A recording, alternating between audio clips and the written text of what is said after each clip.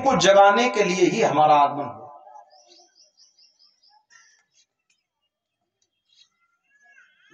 नाग पत्नियों ने बहुत मना किया, भगवान नहीं माने। कालिया नाग एक तरफ सो रहा था, भगवान गए और सोते हुए सर्प के फन पर भगवान ने एक चांटा मार दिया। अब भाई वैसे भी कोई सो रहा हो, भले मान लीजिए कोई आपका अपना रिश्तेदार सो रहा हो, एकदम उसके चांटा मार के जगाओ तो पहले 10-20 मार देगा, फिर पहचाने के तुमको होता। अच्छा वहां तो जो है, वहां तो स्वयं सर्प है, सर्प तो बहुत तमोगुणी होता है। तो वो बड़े क्रोध में अपने 100 फनों को फैलाता हुआ जगा, और जग करके उसने भगवान को अपने में लपेट लिया। भगवान तो अड़ोरणीयान में तो भैया छोटे से छोटे हो जाते हैं, बड़े से बड़े। भगवान एकदम बड़े हो गए। अरे एकदम भगवान जैसे बड़े हुए तो कालिया ने सोचा कि अरे ये तो घटता बढ़ता है, छोड़ दिया, काटने दौड़ा। भगवान ने उसके फनों को नाद दिया। बोलो काली नाग नथैया भगवान की।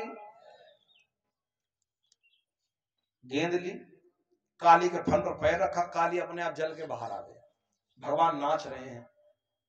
अब देखो सर्प भाई, ये तो जानते ही हो कि काला सर्प बड़ा खतरनाक होता है। उसको व्यक्ति मार डाले, मरते मरते भी अपना फना उठाना बंद नहीं करता है।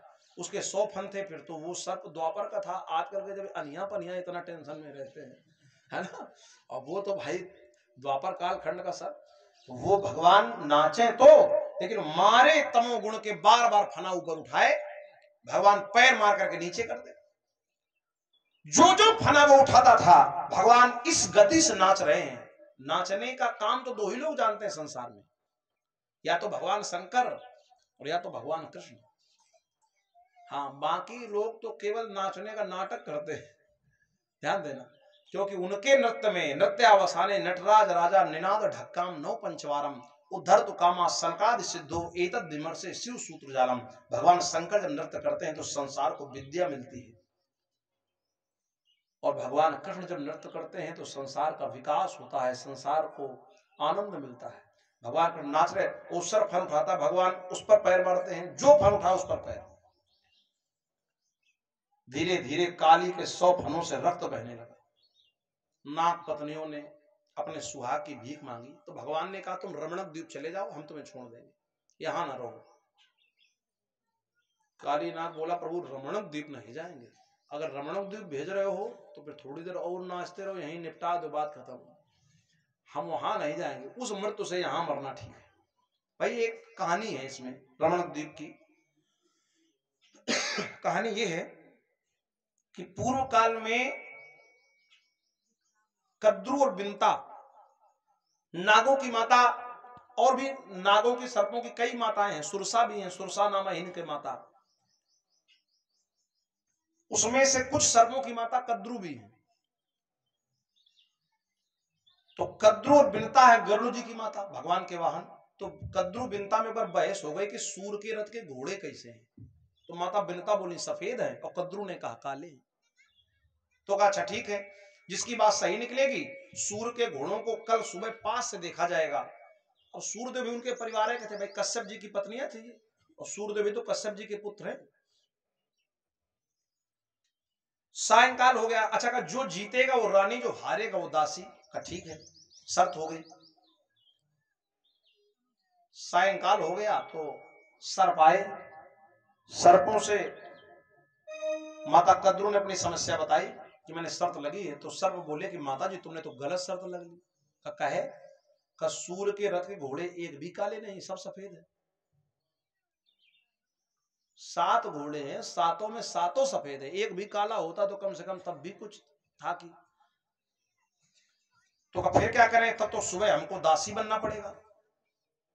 सर्प ने कहा माता हम तुम्हें दासी नहीं बनने देंगे। बोले कैसे? सर्प बोले कि हम बहुत लोग हैं और सब इच्छाधारी सर्प हैं, हम लोग इतने छोटे हो जाएंगे कि जा करके सूर्य के रथ के घोड़ों में लिपट जाएंगे तो सब रुएं के बराबर होकर, तो काले दिखेंगे।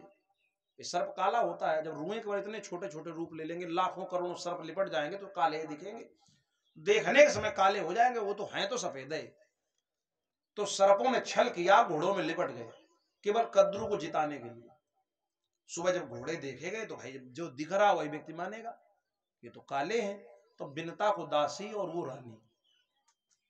बहुत दिन बाद गरुण जी आए, भगवान के वाहन पक्षीराज। तो गरुण जी आए तो अपनी माँ को बड़ा उन्होंने कमजोर देखा, बिनता गरुण जी की माँ है। तो कहा माता जी आप कमजोर बहुत है, क्या कोई समस्या है? अब का समस्या का पूरे घर का काम हमें करना पड़ता है। का है तो भाई वो रानी बन गई, हम दासी बन गई। तो कैसे, क्या हो गया? का शर्त लगी थी, शर्त भाई हार गई हूं तो क्या करें?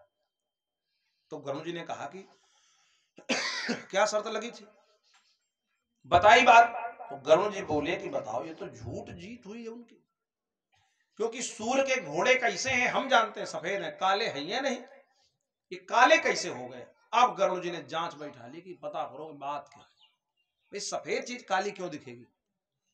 तो पता चला कि ये तो सर्पों का कार है। बस वहीं से गरुड़ जी ने प्रतिज्ञा की कि सर्पों को दुनिया में हम बचने नहीं देंगे, सर्पों को खाना आरंभ कर दिया। रमण द्वीप में सर्प रहते थे, गरुड़ जी ने जा करके सर्पों को खाना आरंभ किया। हजारों लाखों सर्पों को मार दें, किसी को मार दें, किसी को खा जाए। कुछ सर्प जो बुद्धिमान थे वे तो चले गए शंकर भगवान के पास, जैसे ये बासुकी आदि। और भाई सब कहां तक जाएं? तो सर्पों ने कहा कि ऐसा करो कि गरुण जी से बात की जाए। सर्पों ने गरुण जी से कहा कि भाई ये मोहल्ला का मोहल्ला न साफ करो, अब अगर तुम्हें खाना ही है सर्प तो एक सर्प रोज आ जाएगा तुम्हारे पास, नंबर लगा देंगे हम लोग और उसी को तुम खा लो और अपना प्रतिशोध पूरा कर लो। का ठीक है, एक सर्प नित्य। अब नंबर लग गया तो एक सर्प रोजाना गरुड़ जी के पास अपने मन से चला जाता था, गरुड़ जी उसी को खा लेते थे। एक दिन कालिया नाग का नंबर आ गया, यही जो यमुना में था, कालिया नाग का नंबर आया तो ये गया तो वहां जहां गरुड़ जी खाते थे सर्प, लेकिन ये पहले गरुड़ जी को काटने को दौड़ा। भाई गरुड़ गरुड़ है, चाहे जितना मजबूत सर्प हो, चाहे जितना कमजोर गरुड़ हो, तो गरुड़ है।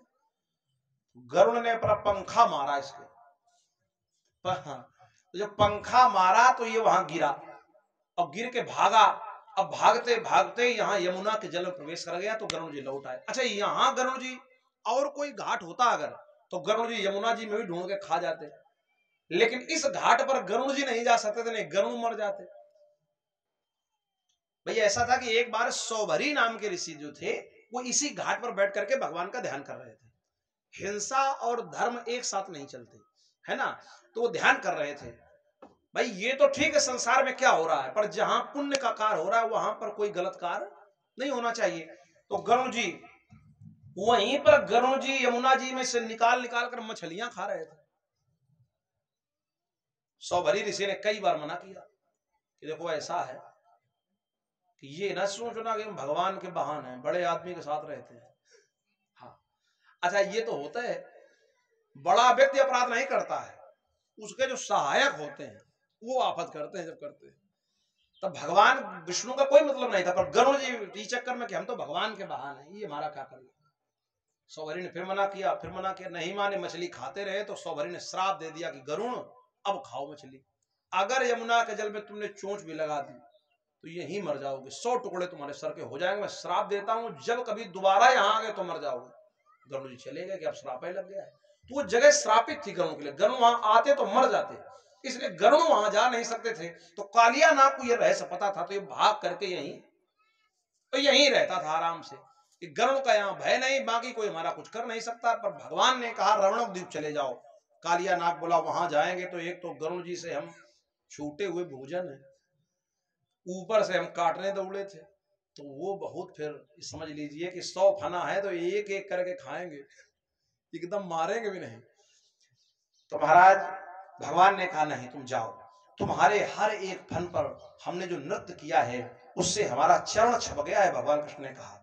और जब गरुड़ तुम्हें देखेंगे आएंगे जरूर, पर जब तुम्हारे मस्तक पर मेरा चरण देखेंगे तो खाना तो दूर, तुम्हें प्रणाम करके लौट जाएंगे। मतलब क्या है, कालिया नाग चला गया परिवार से, यमुना का जल विष से रहित हो गया।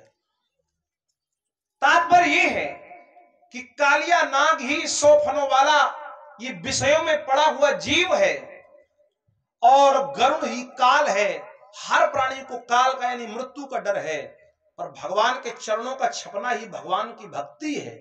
जिसके हृदय में, जिसके मस्तक पर भगवान की भक्ति विराजमान रहती है, काल भी उसे नमन करता है। काल कर्म गुण स्वभाव सबके शीश तपत, तुलसी राम नाम की चर्चा चले। इसके बाद प्रसंग आता है चीर हरण का। हेमंते प्रथमे मासे नंद ब्रज कुमारी का, ब्रज की गोपिकाएं यमुना जी के जल में, ध्यान देकर सुनना भैया, ये जो कि समझने का प्रसंग है, सुनने से ज्यादा कई गुना समझने का प्रसंग है। यमुना के जल में ब्रज की गोपिकाएं रात्र के अंतिम चरण के बाद अर्थात ब्रह्म मुहूर्त में, जब अंधेरा रहता है, उस समय निर्वस्त्र होकर के स्नान करते हैं यमुना के जल में। और इसके बाद वहीं तट पर बना है माता कात्यायनी का मंदिर। तो कात्यायनी माता से क्या प्रार्थना करते हैं?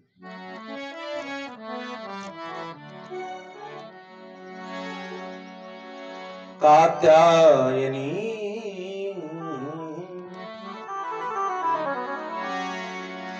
कात्यायनी महामाई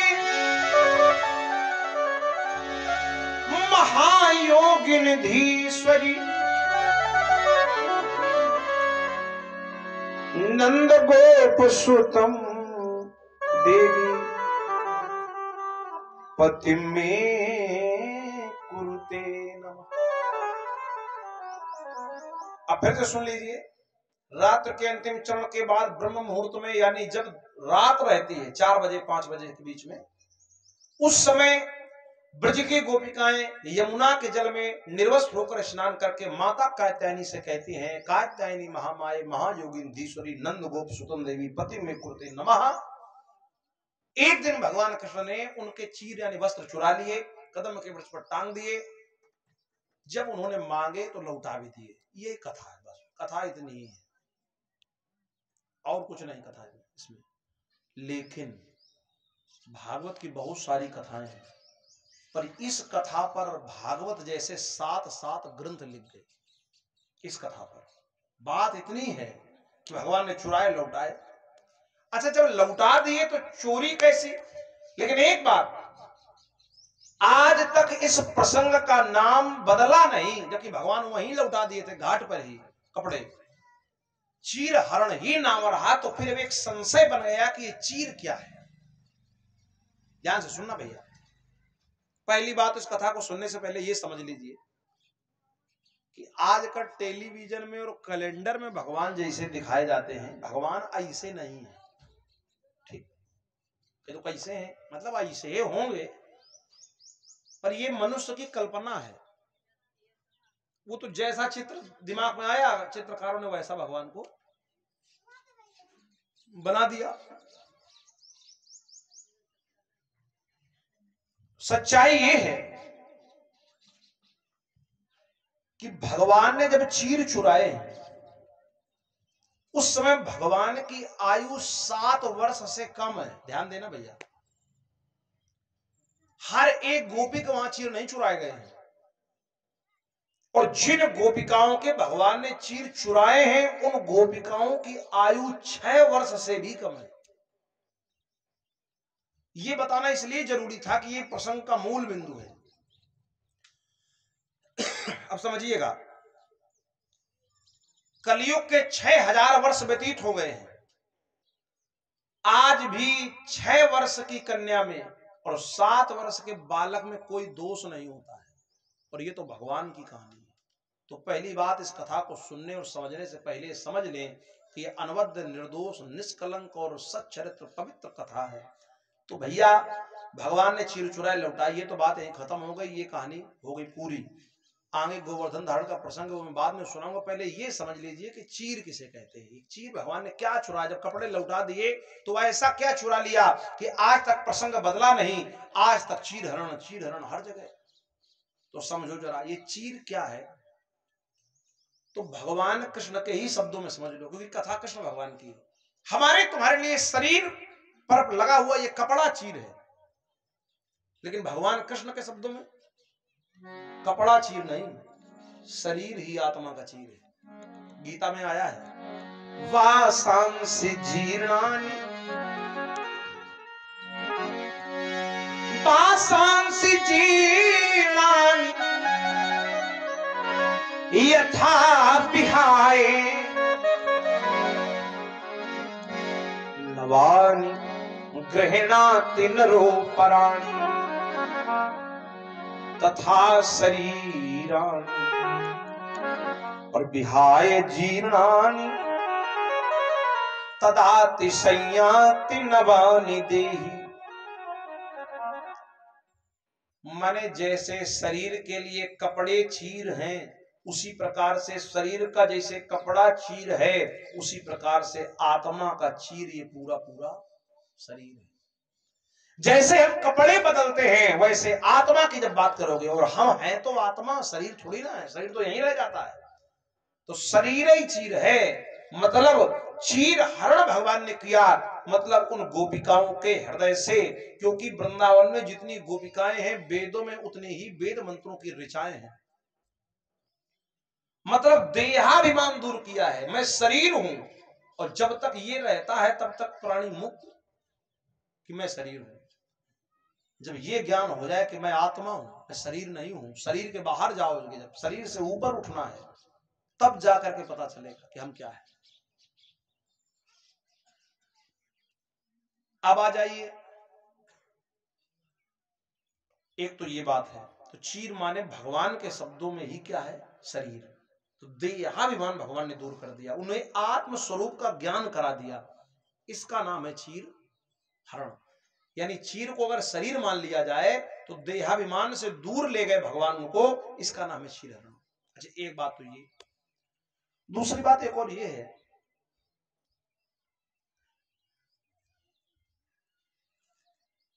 भाई मनुष्य के अंदर दो शंकाएं रहती हैं। अच्छा, चीर का है भाई, आकाश में बादल आ जाए, सूर्य नहीं दिखता। अब सूर्य दिखता नहीं है, इसका मतलब ये नहीं है कि होता नहीं है। जो दिखता नहीं है जरूरी नहीं कि वो होता नहीं है। मैं तो कहता हूं कि संसार में जो दिख रहा है, ये इसी वजह से दिख रहा है कि जो नहीं दिख रहा है वही सबको दिखा रहा है। आत्मा नहीं दिखती है, शरीर दिखता है, लेकिन आत्मा शरीर छोड़ करके एक फीट अलग खड़ी हो जाए, शरीर का काम खत्म।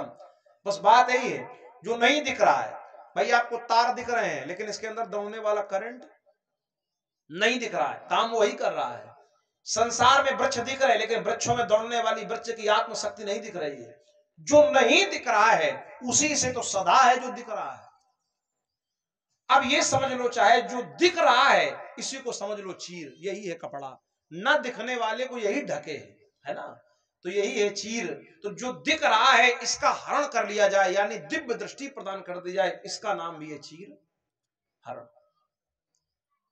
अच्छा, माया को भी चीर कहा गया है वेदांत में। द्वा सुपर्णा सृजा सखाया समान वृक्षम परिसस हो जाते। द्वा सुपर्णा सृजा सखाया मतलब संसार रूपी वृक्ष की एक डाल पर जीव और ईश्वर रूपी दो पक्षी बैठे हैं, लेकिन जीव और ईश्वर रूपी पक्षी के बीच में माया का चीर पड़ा है।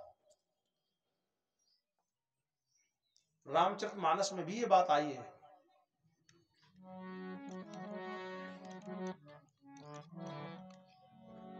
जब वेदों ने भगवान की स्तुति की है तो भगवान को वृक्ष बताया है। कौन सा वृक्ष? संसार वृक्ष। गीता में भी संसार वृक्ष की चर्चा है। ऊर्ध्वमूल अधा शाखा अश्वत्थम प्राहुरभ्यम छंदांसि यस्य पर्णानि यस्तम वेद सवेदविद। वेदों ने कहा है कि अव्यक्त मूल मनादि तरु त्वच, ये रामचरितमानस का छंद है।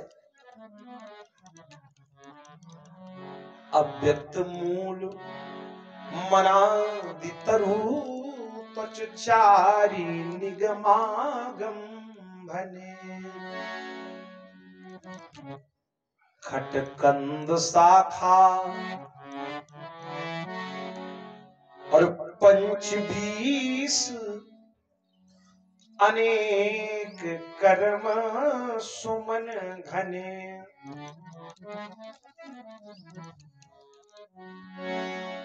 फल जुगल विधि। संसार के वृक्ष में दो प्रकार के फल हैं। कौन से? सुख और दुख रूपी फल जुगल विधि कटु मधुर बेली अकेली जही आश्रित रहे और पल्लवत फूलत फलत नित संसार बिटप नमामहे। देखो भैया, माया को चीर कहा गया। अभी मान लीजिए आप लोग बैठे हो, यहां पर एक पर्दा डाल दिया जाए तो कोई नहीं दिखेगा। हमारे हृदय में भगवान भी है और हम भी हैं। अब समझो, मैंने जीवात्मा भी है और इसी शरीर में परमात्मा भी है। परमात्मा का अंत नहीं है, यही है, घट घटवासी है। तो फिर बोले जीव ये सुधार क्यों नहीं रहा है? जब भगवान के साथ ही बैठा है बिल्कुल, तो सुधार क्यों नहीं रहा हो? ये नहीं, जन्म जन्म से नहीं सुधर रहा है, क्योंकि बीच में चीर लगा है। चीर काहे का? माया का। अब माया के चीर कितने प्रकार के, तो वैसे तो अनंत है, लेकिन समझना क्या क्या है। व्यापी रहु संसार महु माया कटक प्रचंड और सेनापति कामादि भट दंभ कपट पाखंड। काम क्रोध मद लोभ मोह मद मत्सर अभिमान अविवेक अज्ञान पाखंड दंभ आदि, ये इतने जाने कितने रंग बिरंगे चीर माने कपड़े लगे हैं। तो जीव ईश्वर को नहीं देख पा रहा। ईश्वर बहुत पास में है, लेकिन कपड़ों के कारण, माया के कपड़े हैं, काम का कपड़ा, क्रोध का कपड़ा, लोभ का कपड़ा। अच्छा, कभी कभी आता बोले भाई कपड़े पांच, पांच का है, अरे भाई 7 दान कर दो, ज्यादा व्यक्ति खुश होगा। ये 5 की प्रथा कहां से चली? शरीर 5 कोषों वाला है। अन्न में कोष, प्राण में कोष, मनो में कोष, विज्ञान में कोष, आनंद में कोष, और आत्मा पंचकोशातीत है। अरे जो आनंद में कोष भी है वो भी आत्मा का अव्यक्त प्रकाश है, न कि स्वयं आत्मा है। तो अब ये समझिएगा। चलो भाई, अब कितना भी हम समझाएं वो कठिन कठिन होता जाएगा, उससे कोई मतलब नहीं है। एक आपको कहानी बताएं, सत्य घटना, तो आप समझ जाओगे कि चीर हरण क्या है। इसके पहले 2 बातें समझ लीजिए। चाहे हम हो चाहे तुम हो, कोई भी हो, एक शंका जीव के हृदय में रहती है। जानते हो क्या? एक शंका ये रहती है, पहली, कि अगर भगवान सब जगह हैं तो वो संसार में पाप होने क्यों देते हैं? रोक दे। दूसरी शंका उसी का रूप है कि सबके हृदय में अगर भगवान हैं तो व्यक्ति पाप क्यों करता है? भगवान को रोकना चाहिए।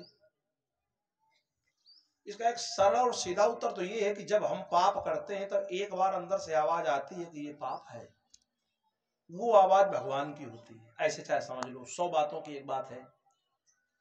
लेकिन एक बात और है, तो ये एक शंका तो ये रहती है मनुष्य को कि भगवान सब जगह है तो फिर भगवान अत्याचार को रोकता क्यों नहीं है? संसार के लोग सुधरते क्यों नहीं है? सबके हृदय में है फिर भी लोग अत्याचार करते क्यों हैं, पाप करते क्यों हैं? एक शंका।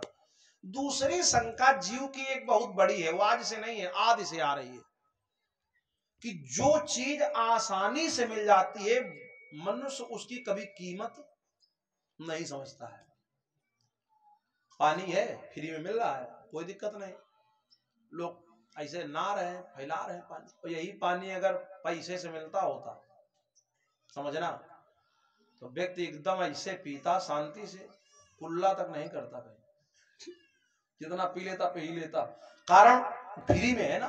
तो जो वस्तु फ्री में मनुष्य को मिल जाती है, मनुष्य कभी उसकी कीमत नहीं समझता।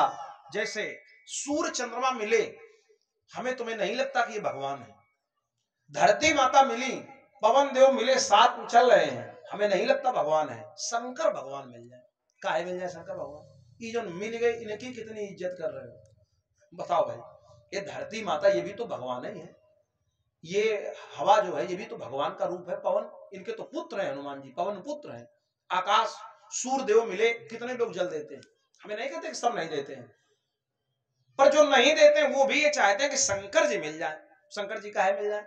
इसलिए थोड़ी ना कि शंकर जी से प्रेम बहुत है, इसलिए कि वरदान दे दें तो हम एकदम अत्याचार शुरू कर दें, और कोई बात नहीं।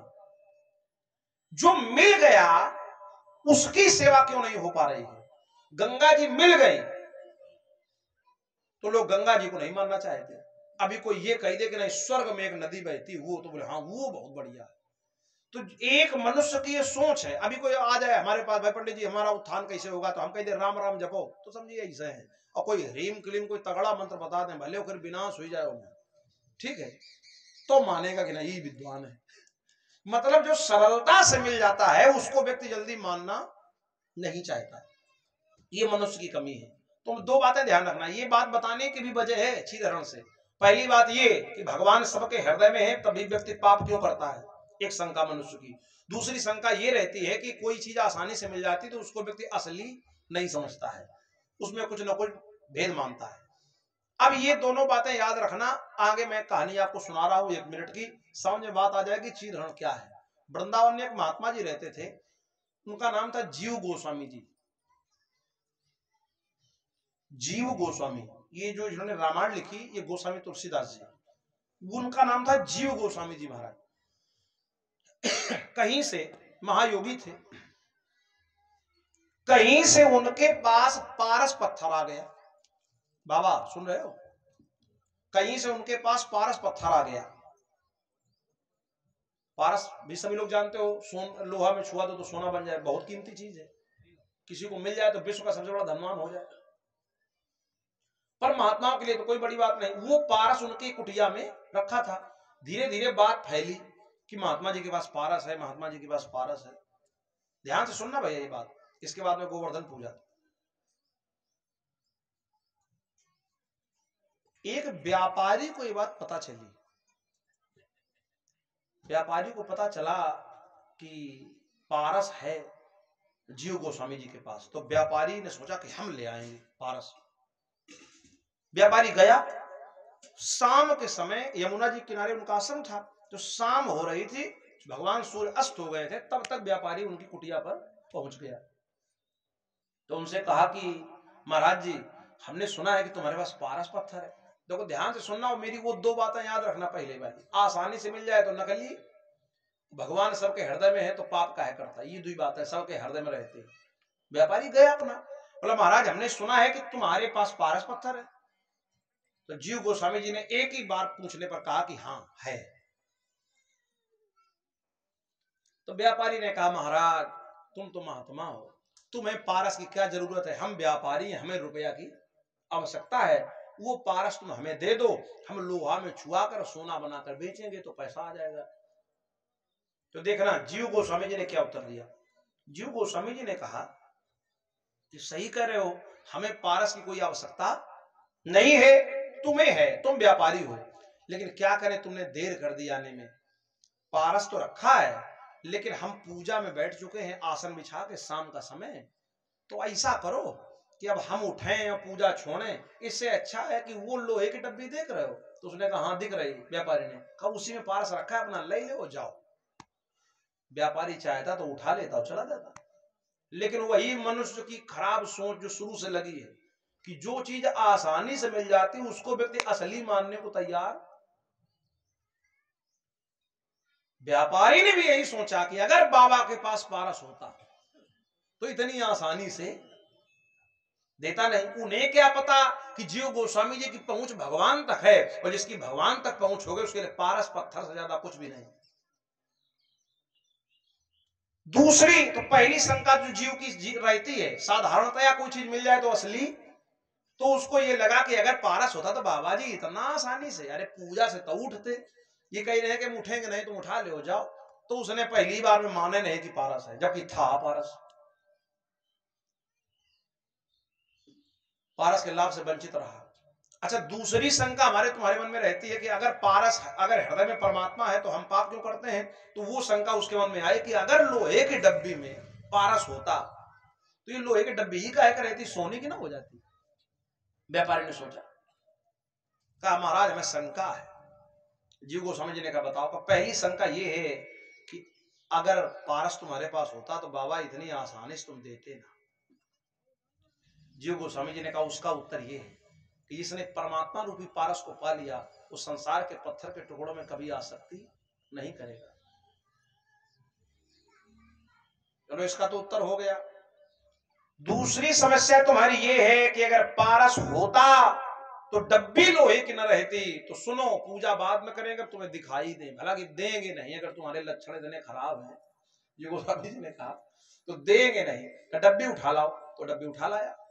जब डब्बी उठा लाया तो उन्होंने डब्बी खोली और डब्बी में से पारस कपड़े में बंधा हुआ अंदर रखा था, और डब्बी के अंदर कपड़े में बंधा पारस रखा था, लोहे की डब्बी में।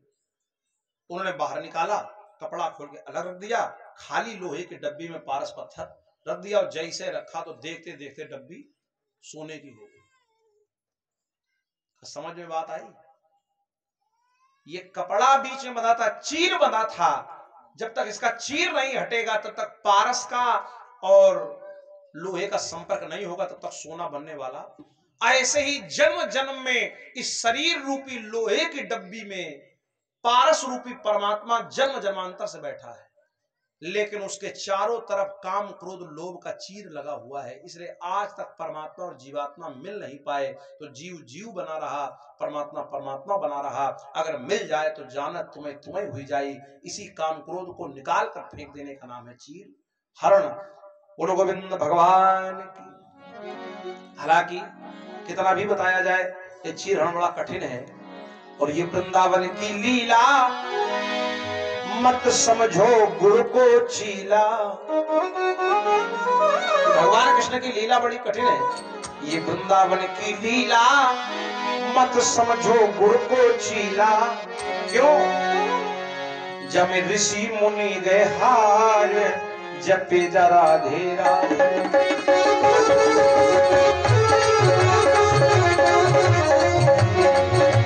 जपे जा राधे राधे, रटे जा राधे राधे।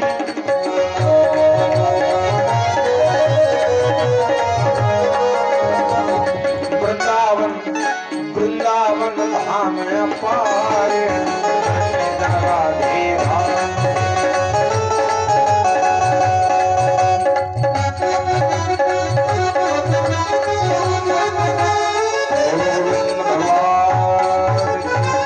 मेरे विद्वानों, इसके आगे प्रसंग आता है गोवर्धन धारण।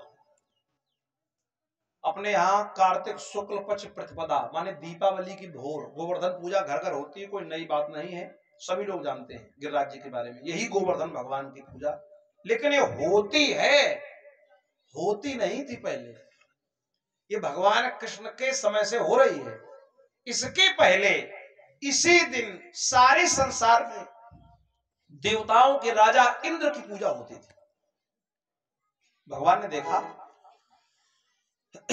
दीपावली का त्योहार भी बड़ा पुराना है। दीपावली तो राम जी के आने के कारण मनाई गई, लेकिन उसके भी पहले दीपावली के दिन ही माता भद्रकाली ने महिषासुर को मारा था। तो दीपावली भी बड़ा पुराना त्योहार है। तुम्हारा दीपावली भगवान ने मनाई, और दीपावली की सुबह फिर देखा कि बड़ी मिठाई पकवान बन रहे हैं घर में। तो भगवान कृष्ण ने माता यशोदा से पूछा कि ये सब पकवान मिष्ठान क्यों? ध्यान से सुनना ये कथा पूरी हो जाएगी, इसके बाद पूजा और आरती आखिरी में करा देंगे, बीच वाला कोई काम नहीं। हमारे कुछ नियम थोड़े अलग है। कहीं हमने देखा कि पता चला कि सुदामा चरित में भगवान ने जैसे चावल खाए, सोई माताएं खड़ी हुई गई, चावल चढ़ाने लगी, फिर पता ही नहीं चलो कि चावल घुटके भगवान ने कि नहीं घुटके, का भा पता नहीं कौन प्रथा है, और आगे की कथा सब खत्म। तो कथा पहले और बाकी परिचर्या बाद में भगवान की। मेरे विद्वानों, भगवान ने कहा इतना मिष्ठान पकवान क्यों बन रहा है?